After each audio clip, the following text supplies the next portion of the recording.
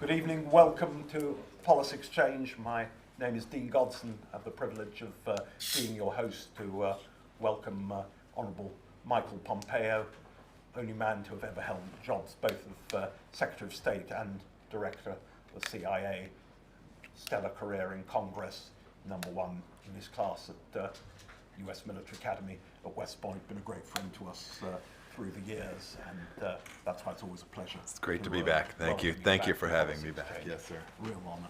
And just obviously, it's a very fast-moving situation in America, in the wider world, here in the UK, and obviously thoughts of many people in this country have focused also on the murder of Charlie Kirk.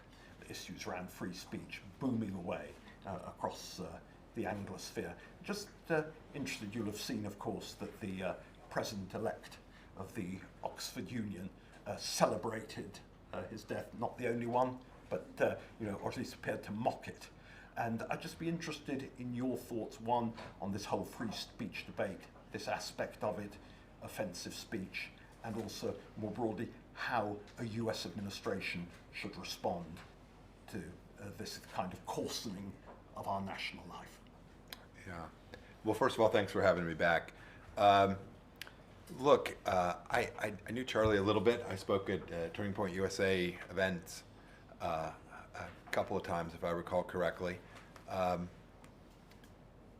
He like lots of us, we spent a lot of time in audiences with people who thought about the world a hell of a lot different than we did. And we'd take their questions as best we could, and we'd answer them as logically we could. He was out there, right? This thing, the whole notion was he would go to these college campuses and take questions from people who were clearly hostile to his vision for the world. That's then the finest tradition of the United States and the United Kingdom, right? This is something there should be a lot more of, like this conversation tonight. I'll say things many of you will disagree with. That's fantastic.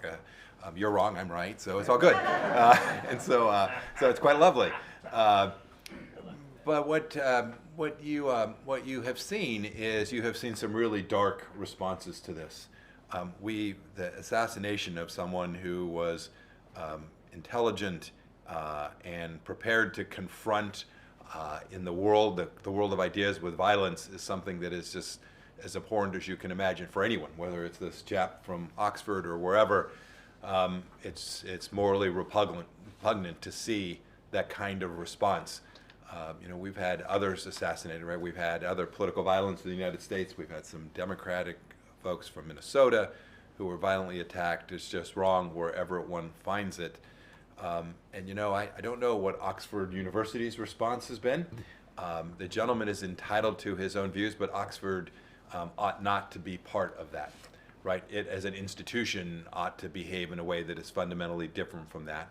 And the United States ought to do its level best when it finds this kind of morally repugnant behavior to respond in a way that treats it precisely for what it is. And I'll leave to the administration, who's going to show up here tomorrow, to think about how they might want to respond or what they might want to say about that.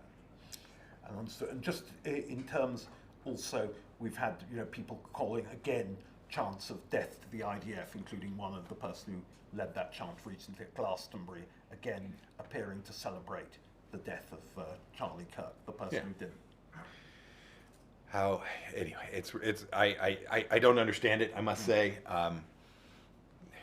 This actually moves towards advocating for violence. I get that that one can debate precisely where that line is between free speech and someone who's literally advocating and inspiring and inciting violence.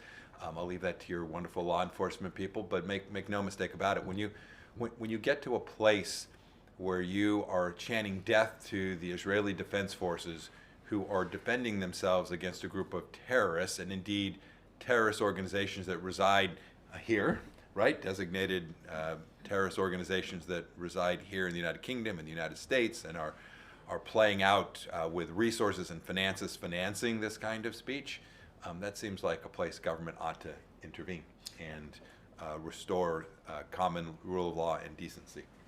And you're seeing some of this up close, because of course I think since last you were here you've accepted a position, to the surprise of some, at Columbia University to teach, and that's very much on the front line, the cutting edge of these ideas. And just I think it might be interesting in light of your own commitment to free speech and debate to say what was in your mind when you accepted. So what was in my mind when they called us? You've got to be kidding me.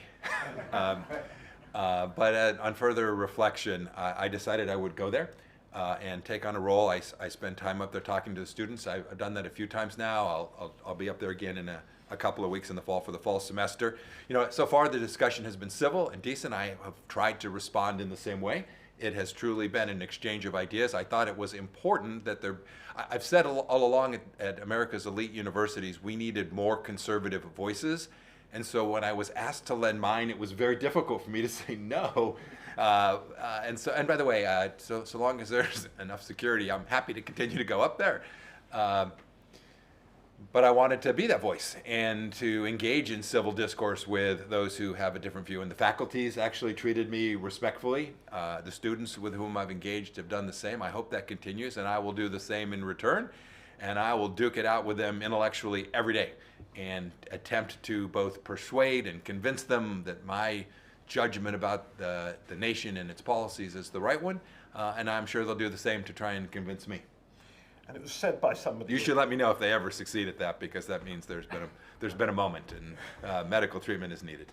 Yes, exactly. It was said by somebody a few years ago that American campuses are now more intolerant than any of the middle American towns portrayed in that famous Grant Wood painting, American Gothic, of the stony-faced prairie couple coming from the prairies, as you do, from Kansas. Yeah. I'd just be interested in your thoughts on Yeah. whether it's possible. Is there any potential for campus change, or do there have to be new universities like the one that Neil at Ferguson's involved with down in Texas? Can it be changed from within? You're implying it can. It's a good question. I don't know the answer, but we have to try, because you can't start enough new of these. You can't save this space quickly enough by just doing it from the outside. And I'd say two thoughts on this. One is, it didn't get this way recently. It is not new. I attended Harvard Law School in the early 90s, graduating in 1994. It was already there. My professors, I think there were 60 plus tenured faculty members. You wouldn't recognize one of them as a conservative. You might recognize three of them as reasonable. They all very intelligent, but in my judgment, politically lost souls. So the left was already there. So this is a 60-year project that the left has been engaged in on American campuses. And so it will take us time to get it back. And so I hope they'll both be new institutions.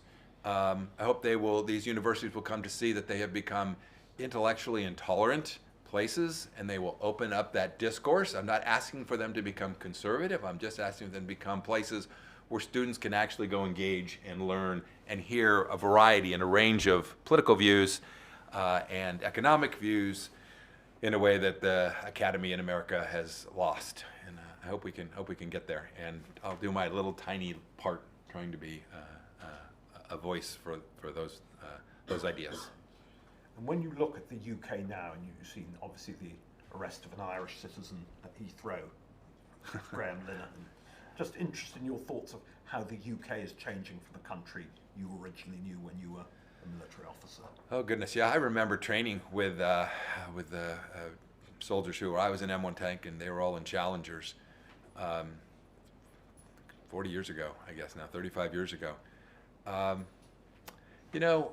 I grew up reading about Pope John Paul and Ron Reagan and Margaret Thatcher, and boy, the world has moved an awful lot, and the United Kingdom has moved an awful lot. I worry about the fact that crime is a problem here, and you have law enforcement that's not prepared to challenge it. You were telling me stories here that are personal for this institution. We have to protect citizens from that. That's the central duty of a mayor or a police force in a big city. It's true. It's true in London as it is in San Francisco or New York. We're about to get a mayor in New York that makes the London mayor look like a Thatcherite.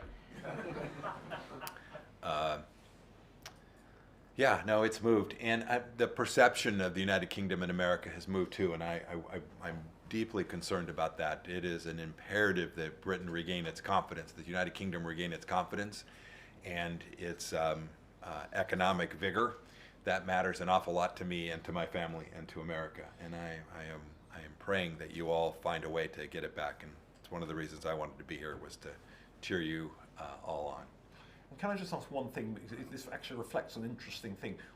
There's a lot of characterization of MAGA world more broadly, and people say isolationist, unilateralist. These words are tossed around quite casually. Of course, in respect of sort of aspects of UK domestic affairs, if one looks, for example, at the Vice President's commentary on the UK, he's actually got quite a lot to say about us. Yeah. Perhaps more than most previous administrations have on the detail of UK domestic policy, noticeably on free speech. I'm just interested in your reflection on that, because it's an apparent paradox there between the America First isolationist presentation and then, on the other hand, I think I said to you earlier, for a man who's come on holiday in the UK, he spent quite a lot of time meeting with relatively obscure British politicians. Yeah. Look, first of all, sign me up for making America great again. 4 years in the first Trump administration. But there are different strains on different policies. By the way, that's not just foreign policy in terms of how we ought to engage in the world. There are different views in the conservative movement on that, but it's true on economics, it's true on many, many things. It is a pretty broad swath that even inside of what one might describe as MAGA, it's not a unitary view on very many issues. Maybe immigration would be the one that the most consistent view on. But I think, to your point, it's not remotely isolationist. I mean, I lived it for 4 years. We were engaged in the world, much to the chagrin of NATO leadership.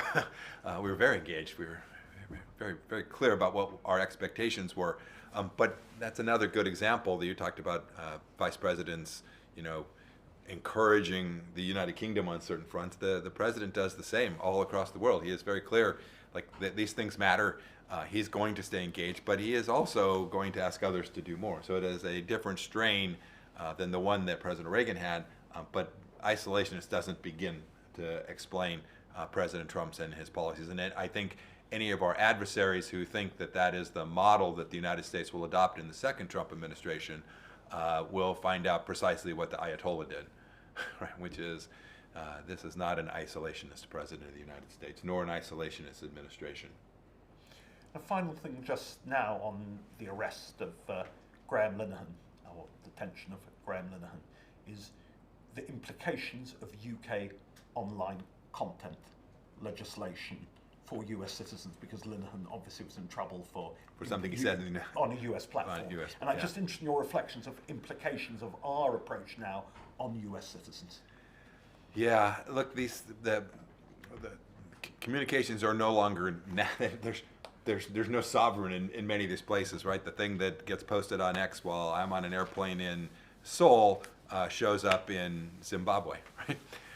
And now the regulatory arms can reach to these places in ways that, and see this in ways that they couldn't for many decades. I think I won't speak to the United Kingdom's policies as directly, because I don't know them as well as I know what the EU is up to. I think the EU needs to be very careful about its efforts extraterritorially and how it's thinking about imposing its view of online communications. We're pretty wide open in the United States. We've had problems with censorship in our country too. We saw that now. Many of the biggest platforms have actually admitted that they did that in the 2016 and 2020 elections. I regret that, whether they are censoring left-wing views or right-wing views or conservative views. We ought to be as agnostic to the content as we can possibly be in all of these places. And I'm happy to see that there are now conservative outlets popping up across the United Kingdom. It makes me very happy, so that the good people of the United Kingdom can hear a wide range of views and not just the BBC. By the way, I've said this many times. When I travel the world, there's only 2 English language stations you can watch: CNN International and BBC, largely, right? When you go to your hotel room. If I turned the BBC on every day when I went there, and that's all I ever saw, I'd hate America too. It is really nasty, and CNN International is not much better. Do you think Al Jazeera is more balanced? My Arabic is not so good, so I'll restrain judgment on that. But I can say safely, the BBC is not remotely balanced. Brilliant, thank you. And just obviously, you've touched upon foreign policy there, and you didn't come back in this term. You were there obviously so prominently in Trump 1. Just when you sort of look at it, is the distant observer might think that what we have now, as things are emerging 9 months into this new administration, or nearly 9 months into this new administration, is we've ended up with Pompeoism without Pompeo. And that, despite some of the early signs, the policy on Ukraine is more like the one you might have pursued had you still been in office, that the policy on the Middle East crisis, Gaza, and on the Houthis, and that really apart from China policy, of which we'll explore some more later, and there are many people with great experience of China policy here in the audience tonight, that actually, as I say, Pompeoism without Pompeo. Is that a fair and unfair characterization? Goodness. Yeah, I think it's pretty. If you look at the actions as opposed to the noise, if you try and sort that from the actual signal and the things they've done, I think that's pretty fair. Yeah. Look, I wish the Biden administration had done a lot more. I wish the Trump administration would continue to do more to bring this war to an end in Europe. I think we can. I think we have the tools to do that. But you saw what the president said across the weekend. It's pretty good. It'd be something that you could sign me up for if we'd stop underwriting the Russian regime by purchasing its oil. We collectively in the West, we'd have a more safe and secure Europe. And the president said, "Y'all do that, and I'll do my part." All right, sign me up. Yeah, and I think that's probably true in the Middle East too. Their policy is definitely consistent with what I would have advocated for if I was still advising the president as well. And there's one thing that's happened this time which was perhaps unthinkable 4 years ago, and that's, of course, the Israeli strikes on Qatar last week. And just very interested in your thoughts on Qatar, because, of course, you said several points over the summer with the Israeli and then the United States operations on the Islamic Republic of Iran. You said they're doing the whole world a favour. And just, I'd use that same diagnostic tool here, or that same question, is have the Israelis done the world a favour with that strike on Qatar? What's your net assessment? To use Pentagon terminology. Yeah, it's... by the way, I would use different language. I wouldn't describe them as having struck Qatar. I understand they struck inside the nation of Qatar. So the Iranians. I would describe them as having struck at Hamas leadership. By the way, when we were going after folks that were when we were running counterterrorism operations out of Afghanistan, we struck many times into Pakistan. I never considered it striking Pakistan. Considered it striking Al-Qaeda or one of the other many terrorist groups in the region. As for the broader question about whether this was a good decision, I don't know yet precisely. Having said that, I don't for a moment think that it wasn't well within Israel's right to say, nope, we're going to go find these people wherever they are. These are people that are still actively seeking to kill Israelis today. Those very people wearing their nice, wonderful suits and living in the nicest hotels in the Middle East, they're still trying to kill Israelis. I can tell you with some level of certainty, if they were still killing Americans and were actively doing that, the United States would be going to look to find them wherever we could go locate them. So whether this was the right strike on the right day in the right location, using the right tools, I think only time will tell. It was unsuccessful at getting the actual targets, but you should note how careful it was. I've seen no claims that there were civilians killed, that there weren't bad guys that were hit in the strike. And now we've all got to go sort out what's next and how it is we can bring the end to Hamas.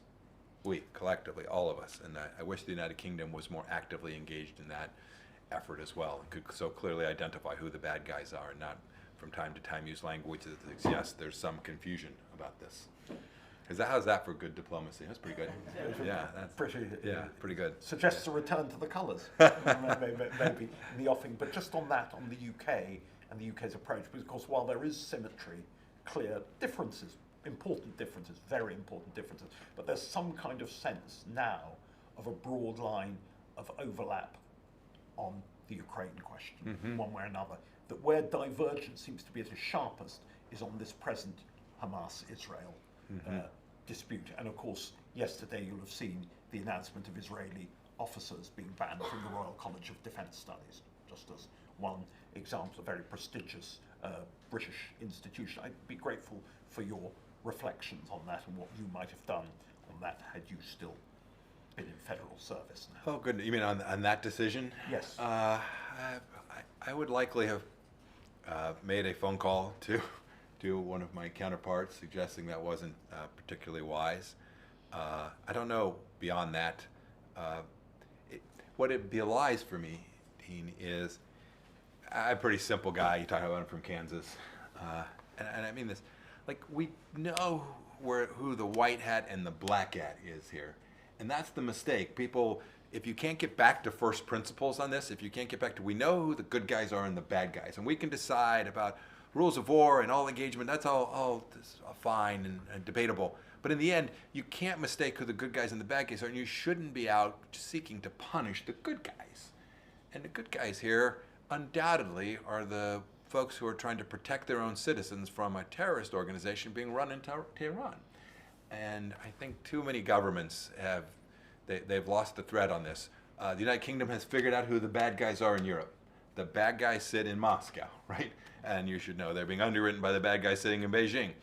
But the bad guys aren't the Ukrainians. And so long as you start from that first principle, then I think everything flows from that. And so this is, in my judgment, the mistake that the British have made by saying, hey, look, we're gonna go after these IDF guys because they engage in some kind of military activity that we from afar judge to be inconsistent with the objective of actually providing security for the nation of Israel. And just final question on the Middle East thing, and particularly on the Iran crisis. Just Iran, let me crudify it, a wounded tiger. What is, in a darker sense, as several indeed retired Israeli officials have speculated on recently, that Iran has a residual capacity to strike back at one level after the strikes of this summer by the Israelis and by the United States. People said Iran, paper tiger, degraded air defenses, the Israel Air Force able to operate with impunity over Iranian skies and so on. But the question of them regrouping, and of course, as you've pointed out before, it's not the United States forever wars, it's Iran's forever war with the United States and with the West against Great Satan, Middle Satan, the UK, Little Satan, Israel. And I'm just interested in your thoughts on that. As a former CIA director as well, what your assessment is, what can they still do? Is that, are the darker views actually in some measure correct? Look, they will seek to regroup, but it's a long ways. They have been greatly diminished. The IAEA report got very little attention, maybe 2 weeks on now, 3 weeks on now, suggesting that there is existing no pathway to uranium enrichment at this point. But as we all know, deterrence is it's always temporary, and nations are always it's determined. If the capability isn't there, but the intention remains, the capability will return. And so we should all be mindful that Iran's not going to give this up, because man, we went after them. We've gone after them many times. We collectively, the United States and Israel, many times, and they have remained determined to use as their security model, building a ring of fire in terrorist organizations all across the world. So we ought to continue to just do our level best to crush them. And by the way, totally biased, just full disclosure, just any media in the room, they're still trying to kill me. So I'm not a neutral in this. I'd like to see the regime, what's the proper way to say it?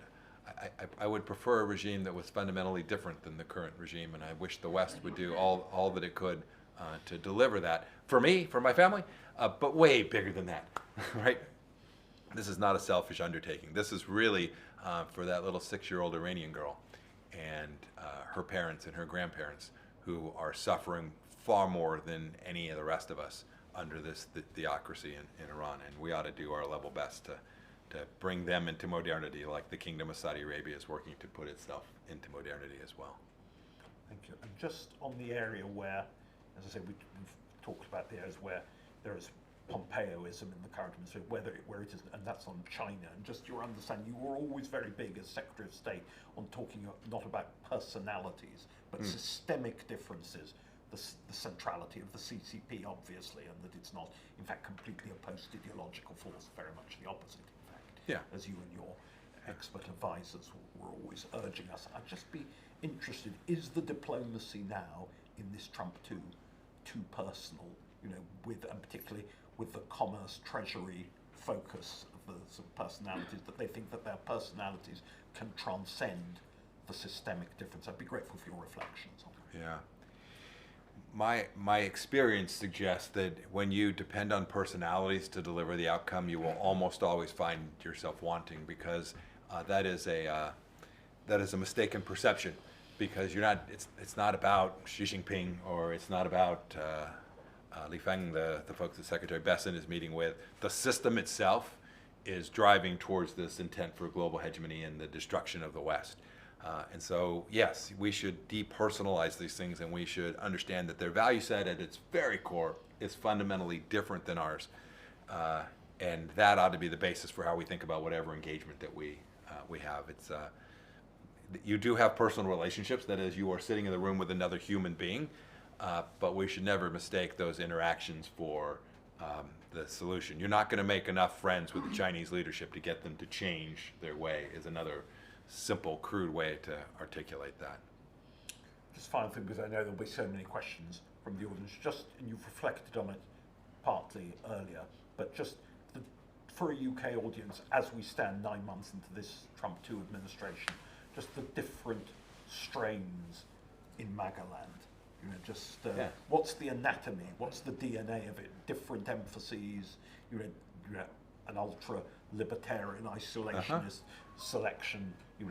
And entities such as the Quincy Institute. Give a flavour to people who's who and what's what. Oh goodness, yeah, boy, how to parse it.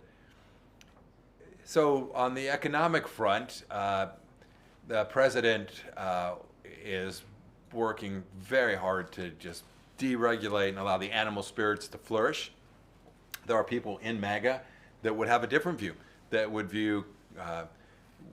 have a view that looks and feels more like a view from the left on corporations, right? So they're far more willing to prosecute antitrust claims and to view these corporations as not treating their employees properly. And so you have this strain that is kind of a wraparound, whether it's libertarian, it kind of meets the pro-union left. On foreign policy, you have a continuum. So you have someone like a Bridge Colby, who serves at a senior level in Department of Defense, whose views have moved a bit, but who would definitely have I think they call themselves now restrainers. Different words are used, but a different view. And then you would still have a set of views that look much more like mine, which are sign me up for restraint once we've destroyed our adversary. And the necessity of a big, powerful, hard power capacity in order to achieve that very deterrence. And then I think the last place is sort of an understanding of, I'll call it a base understanding of America. And there's less divergence here. And what do I mean by that? I think there is a large consensus that our nation lost its way when we allowed somewhere between 10 and 15 million illegal immigrants to come into our country. Who we have no idea who they are, and we have no idea why it is they chose to come to the United States of America. And some of them will have come at the behest of adversarial nation states, and then we put too many of them in our elite institutions, studying at our highest levels, engineering and physics. I'm untroubled by Chinese students studying Shakespeare, but when they're studying quantum mechanics, it bothers me greatly.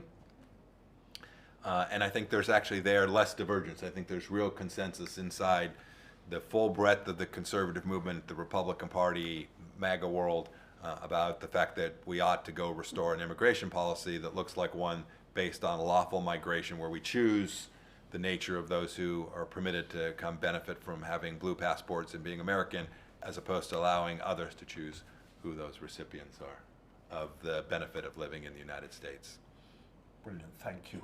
My phone has been pinging away, and one or two people can't come online, but they've asked me to sort of act as their proxy. There you go. So just a question here from Dominic Lawson, columnist on the Sunday Times, and he says, you say Russia is the bad guy and Ukraine is the good guy. The question is, why can't you and others persuade the present president of this obvious truth?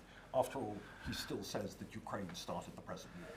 Yeah, why can't I persuade him? There were many things I wasn't able to persuade President Trump on, even when I was in a formal role advising him. I don't know what to say, other than I have seen the narrative that comes from, call it the Tucker Carlson strain, which somehow suggests that there is moral equivalence at the least between Ukraine and Russia in the continuation of this conflict. I think that's just not reflective of either history or the current situation. Second, there's the same strain that somehow suggests that Putin started this war because he didn't want NATO on his border and he was worried that NATO was going to attack him. I mean, that's just folly. There's no evidence that that's true other than Putin's own statements, and I value those, what's the right way, relatively little for their veracity. And yet, there it is. I would say only this: as you watch President Trump's actions, they do suggest that he understands who it is that doesn't want to lay down arms today, and that's true notwithstanding some of his social truth posts. So, many questions, I think.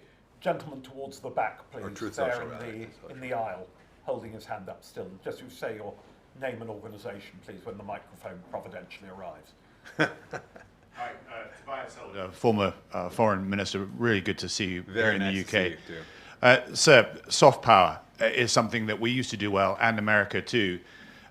Watching President Putin rub shoulders with President Xi suggests the world is splintering, and you're right to say that we shouldn't trust Russia. Are we not utilizing our soft power in the way that we should be? Because on migration, you can deal with that at source if you invest in those countries.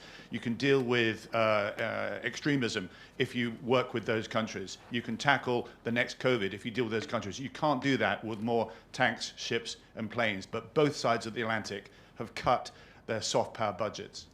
Yeah. I think I agree with you partly and disagree with you partly, but perhaps I'll try and respond, and you can decide which pieces I actually agreed with. So I agree, it is a mistake that we no longer have Radio Free Europe and the soft power communication skill set that the United States and the West had developed over decades. I think those were very useful in that they provided the grist for the intellectual mill for people who couldn't get this information from another source. So I'm sorry to see those having now gone away. I will say I know why they went away. They went away because they had lost their mojo. They had lost their mind. And I think the president and Secretary Rubio thought the only way to actually fix it was to kill it and maybe rebuild it. I hope they'll do that. I hope we'll return it to its core value set that there was. As for soft power, I'll take COVID as an example because I lived that one. There was no soft power solution to that. When Xi Jinping learns in the early fall of 2019 that a deadly virus, a highly contagious, relatively lethal virus to be more precise, has departed from his laboratory where he was conducting military research and decides to go dark and then put thousands of people on airplanes to Europe, there's no soft power that can solve that. You have to go. Ebola in Africa.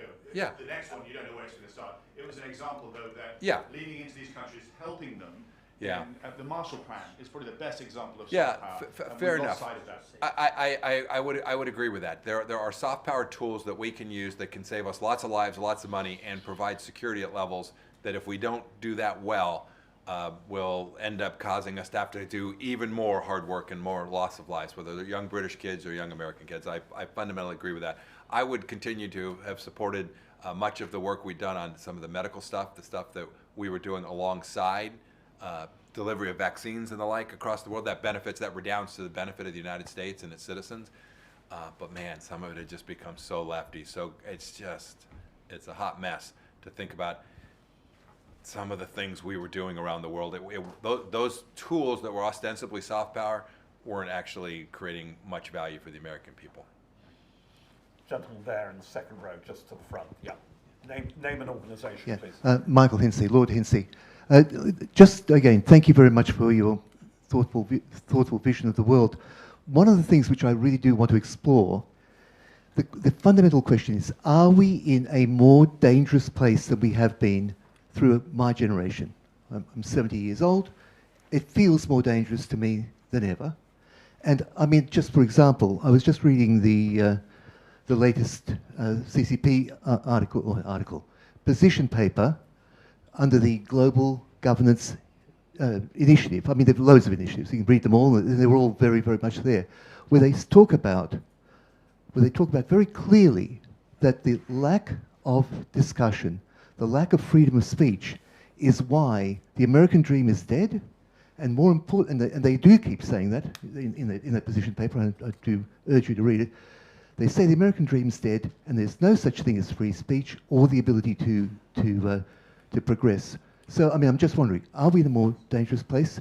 And one of the things I will also bring up, and it haunts me every day, I heard Henry Kissinger say in a very more small group, he said what worried him was the fact we stopped believing in ourselves, and that for him was yet another existential issue. Yeah. So let me second that motion from Dr. Kissinger.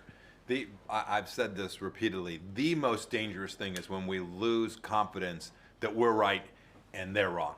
That we don't get that the Chinese Communist Party model is not one we want our grandchildren living in, right? And we think, no, we're the problem. This is, by the way, this is my core critique of President Obama, right? He goes on a tour across the Middle East saying, we're so sorry for all the harm we've brought to you, right? Goes on an apology tour for the greatest nation in the history of civilization. Please, no offense here in the United Kingdom, but without the United States leading, this world is just a train wreck.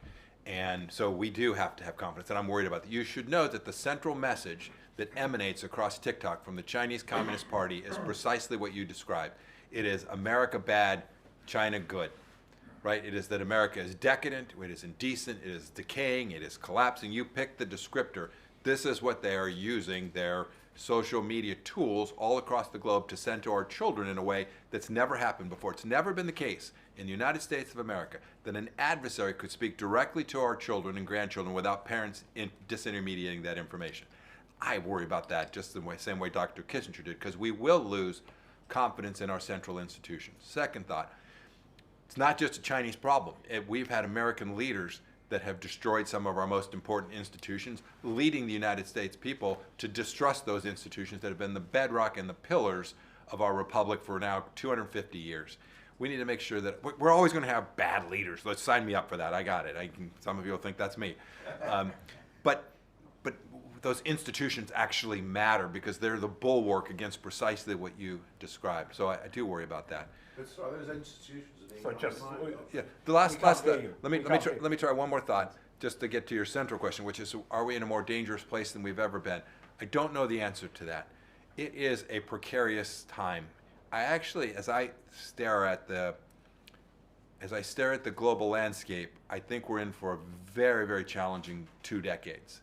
And if we can make it through the 2 decades, I think we'll actually come out the other end in a pretty good place. Why do I say that? Xi Jinping knows that it's go time. As a matter of relative power, the Chinese Communist Party to the West, he is at peak relative power. He knows, right, they're going to go from 1.4 billion people to 1 billion people over the course of the coming decade, right? He knows there's a window, and he believes now, I think, that he's done enough work that he can undermine the West and actually win this thing. And that's soft power efforts, that is true hard power efforts. It's pushing on the Philippines, it's pushing on the Vietnamese, it's pushing on the Japanese. It's going to the UN. I mean, it's a global effort. By the way, working in American institutions, universities, running the largest spy operation ever conducted against the United States of America from the consulate in Houston, Texas. We closed it down when I was the Secretary of State. It had been going on for years. They're about to try and open a massive embassy here in the United Kingdom. That's nuts, folks. I mean, to think any of those are actually diplomats coming to do great diplomatic work here, go on. And so we have to, on multiple fronts, protect ourselves from this. And if we can do that and get that right for the next 20 years, we can both take down risk over the course of these 2 decades, and then the West can rise again. And I believe, I think we will, by the way, but it's going to take a lot of hard work by a lot of folks. gentleman in front row here, name and organisation. Did you not have your hand up? I did. Here's the microphone. Just say who you are. You know who I am. Yeah, but they don't all know. We who all you do. are. Yes. I'm Alexander Downer. I'm the chairman of Policy Exchange. I wanted you to talk a little bit more about China, because I see China as the ATM for Russia. the huge support they give to the Iranians, their aggression in the South China Sea. You've talked a little bit about that. And I'm Australian, so we've put up with a fair bit of abuse and sanctions from China in recent times as well. What do you think is the right strategy that the administration should now pursue towards China? Do you think it is imposing, high tariffs? You're not going to be in favour of tariffs in principle, I suppose, but imposing high tariffs on China subject to better behaviour. What other tools has the administration got available to it to deter China, and particularly to deter an invasion of Taiwan? Yeah. Oh, goodness. That's like a semester-long course. Tools. The tools are enormous, and they're not limited to tariffs. By the way, I don't think global tariffs on our allies make much sense, but I signed me up for tariffs on. By the way, I'd put export bans on things that matter. By the way, if China wants to make beach balls and sell them at our Walmarts, I'm fine with that. But our financial institutions and our technology, they should be verboten. And I know there's an argument, gosh, if we stop them from getting NVIDIA chips, they'll build them faster themselves. They're going to go as fast as they can to build them themselves. We should do everything we can to restrict their access to this technology. So I would start with an enormous set of export restrictions. But it's a broader campaign than that, which, by the way, has to begin with the following. I hear British politicians, I hear European politicians, and many American politicians say that they are a strategic competitor. No. India is a strategic competitor, right? Right? You guys are strategic competitors. We're all trying to make money and build commerce, and right, the London Stock Exchange wants to grow. We want the New York Stock. That's a competitor. The Chinese Communist Party is not a strategic competitor. These are our mortal enemy. They're our adversary. They're trying to kill us and literally kill our nation, our republic. And so the first thing you have to do is get in your head that like this isn't strategic competition. This is about a grudge match, right? This is about winning.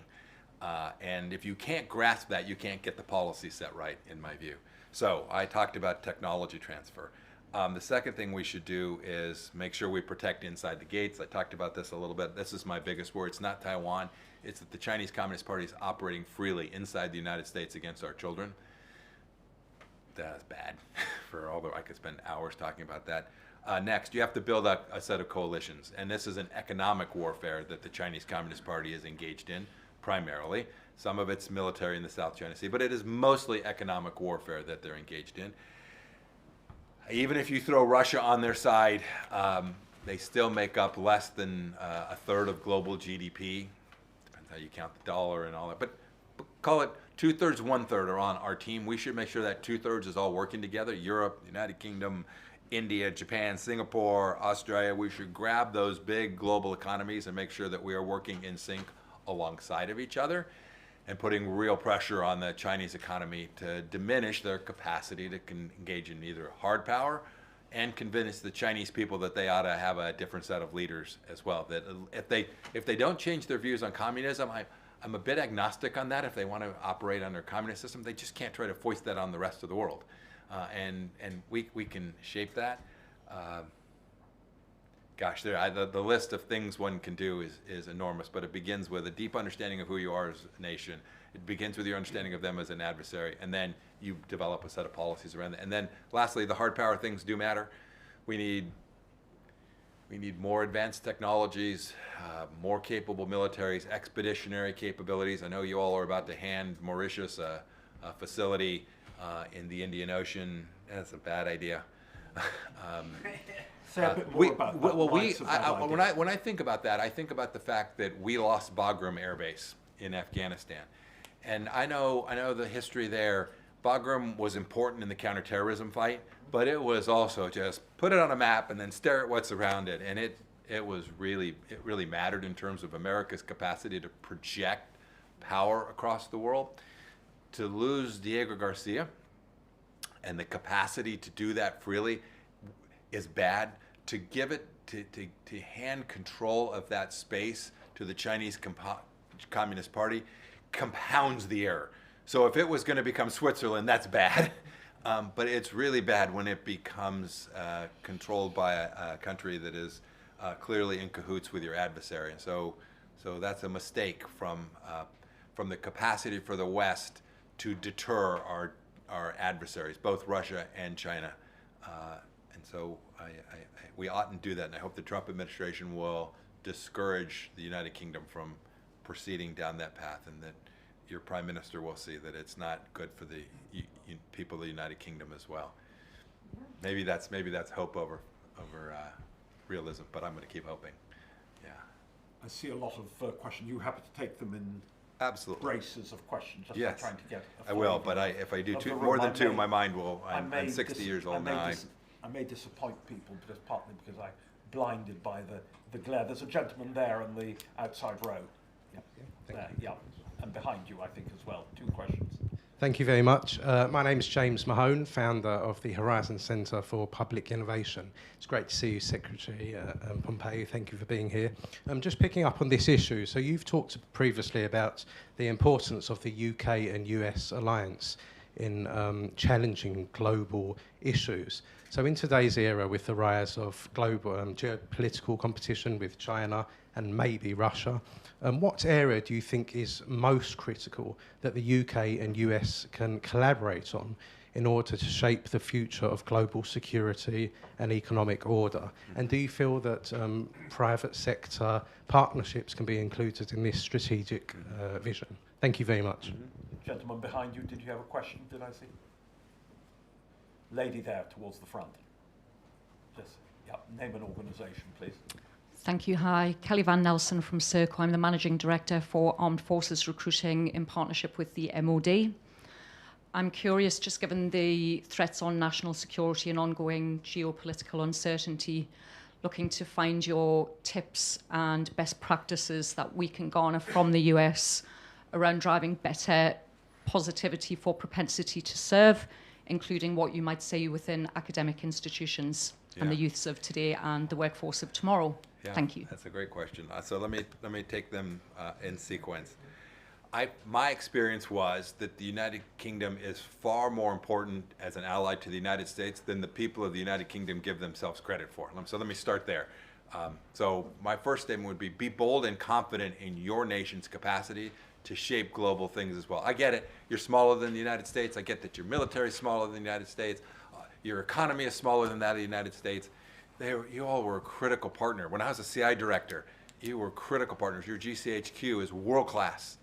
They had capabilities that were globally unrivaled.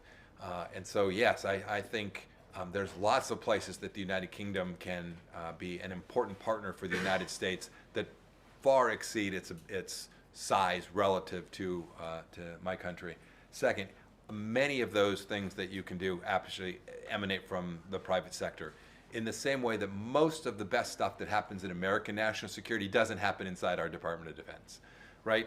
Our capacity to launch satellites, our capacity to listen to things around the world and see around the world, our ability to move products, almost all emanates from our private sector, whether it's our big defense contractors like Boeing and Lockheed and Raytheon and GD, or whether it's smaller companies that are doing some amazing innovation that's now actually hitting the battlefield in Europe. And by the way, some amazing work that's going on inside of Ukraine, as you well know, right? Some incredible technology that's coming from that European country as well. And so, yeah, there are definitely, I call them public-private sector things, but in the end, the private sector matters a lot. I learned this the hard way in some ways, but also was reminded this by President Trump. I was a CI director, and like 2 months in, he kicks everybody else out of the room after the briefing and says to me, "Mike, you keep telling me who's got missiles and rockets. Here's what I want to know when you come in. Who's got the money?" And there's a lot to that. Much of today's conflict is about economies and prosperity, and we have to make sure and get that right. And that is always about freeing the private sector to innovate and not regulating it out of existence. I would give you one more good thing that will be a critique of your nation. I said something that was apparently taboo to one of the foreign ministers with whom I interacted. I said, your energy costs are about 4 times higher than ours in the United States, and you ask for capital to flow to your country. Like, that's hard. That's, and by the way, you are, unlike China, you are not constrained. You actually have the capacity to be self-sufficient in energy, for goodness sake. The look on his face was, I hope there's nobody around hearing him say this.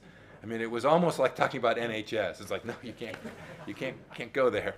The North Sea matters. You could frack too. Maybe that's a bridge too far, but goodness gracious, the people of the United Kingdom deserve affordable energy, and you all can provide it to them, and you should. And there's a private sector role that is important for national security as well. Ma'am, to your question, let me take this real quickly. Let me talk about military recruiting. We've had a problem in the United States doing that too. Here's the most important thing you can do. You need to tell these young people who are thinking about it that they're going to get to go break things, that they're going to get to go fight. We, for too long, told them you're going to get to go in and you can work on climate change. Like, that's nutty, right? Young people who are thinking about going to serve in our armed forces want to go out and train and work. By the way, they're not political. They just want to go out and do the job that militaries are trained to do. And so you have to focus, as I think Secretary Hexis is doing on the warfighter, and you have to convince them they're going to get to go out and do the things they've read about, and they're going to go train in a non-political environment, and they're going to go work hard. And by the way, if they do good work, they'll move from being privates and sergeants to being senior leaders, or they'll move from being lieutenants to captains to majors. That is, the merit will be rewarded inside these institutions, and it won't be based on someone's non-meritorious characteristics. And our military had become infused with not rewarding merit too, and that hurt our recruiting for an awfully long time. I pray that we're able to get it back so our young men and women will choose to go do this in big numbers. 2 questions there. Good luck to your you. left. Yes.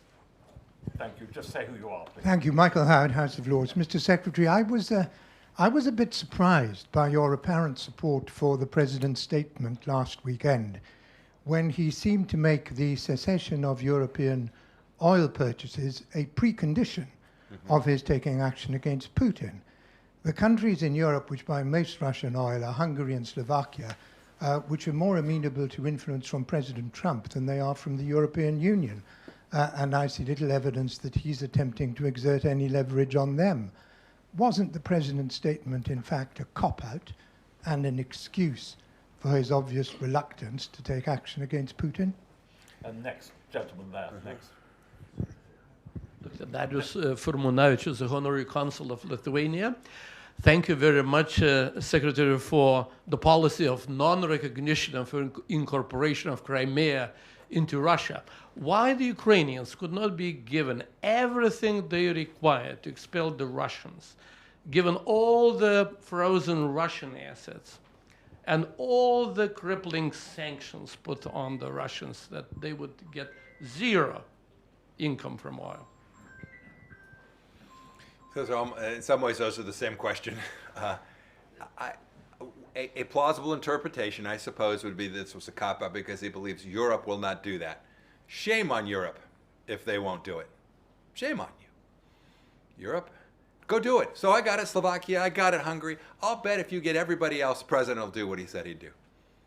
You might not get Turkey either, I suppose, right? So you might get some others, right, that are outliers. But how about France and Germany saying, you know what, we can't get the Slovakians to come alongside of it, but damn it, we're going to stop buying this crude. Who's really buying this? It's not Slovakia. Come on. This is not the problem. It's not Hungary. This is not the problem of fueling, providing the resources. It's the big guys. It's the big European economy. So let's test the president. Let's see if you're right. Let's get every other nation to sign up to say, okay, game on. We're not going to do it, Mr. President. You said you'd issue the sanctions. I got it. We got a couple turnips falling off the truck. Let's test that theory. But what's the chance that Macron's going to do that? What's the over/under? I'm going to go to Ladbrokes and check it out.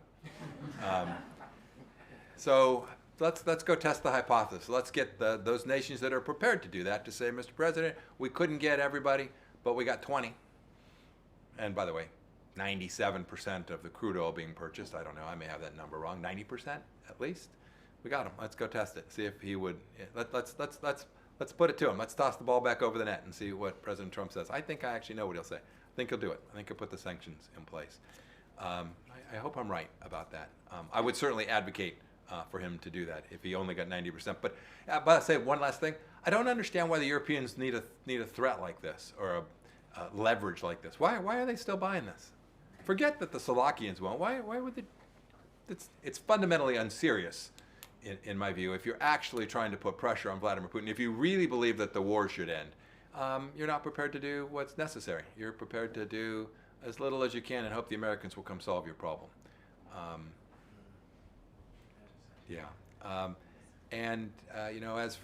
As for why we haven't done everything to provide the Ukrainians, this actually gets to, Dean, to your point earlier. We have treated these two conflicts in the Middle East and Europe very differently. No one suggested for a moment that the Israelis wouldn't be permitted to fire against the adversaries wherever they were, maybe with this latest strike a little bit different, but certainly on military targets, and no one constrained the Israelis. I don't understand why the Biden administration and all of Europe constrained the Ukrainians from firing at military targets wherever they were. I get the risk that it's a nuclear power. I'm not foolish, but I don't think the probability is very high that Vladimir Putin will resort to nuclear weapon. By the way, he has many tools short of nuclear weapons that are devastatingly bad as well. Everybody just kind of talks about that one because it's easy to make the case. But I actually think it's an excuse for what the Biden administration chose not to do and what the Europeans chose not to do. I think had that been done early on, by the way, I actually think if it had been done ex ante before they'd crossed the line, I actually think there was an opportunity to have deterred them from ever starting this most recent effort. Crimea was history, so that is what it is. But what happened in February 22, I think there was a reasonable chance that could have been avoided. And I know this could have been brought to a different place than it is today had they been permitted to actually strike Russian targets. At the very least, if not deep targets, at the very least targets that were military formations near the line of contact. And I regret that we restricted them in that way. Great, Sam. I'm just trying to get a flavour of whose time is around a short. Gentleman there, I think there was a lady there. Yes.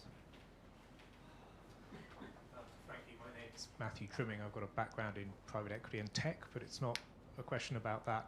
One of the undoubted successes of your time in the administration was the Abraham Accords. You touched on it in your comments earlier. Would you like to just say a little bit more about, is enough being done? You can always do more, I suppose, but were you in the second administration? What else would you do around the Abraham Accords? Lady there, please, on the far side of the room. Name and organisation, please. Thank you very much, Secretary. Thank you for your words. Amanda Mosley-Friedman with IP3. We had the pleasure of meeting briefly at Bud McFarlane's memorial.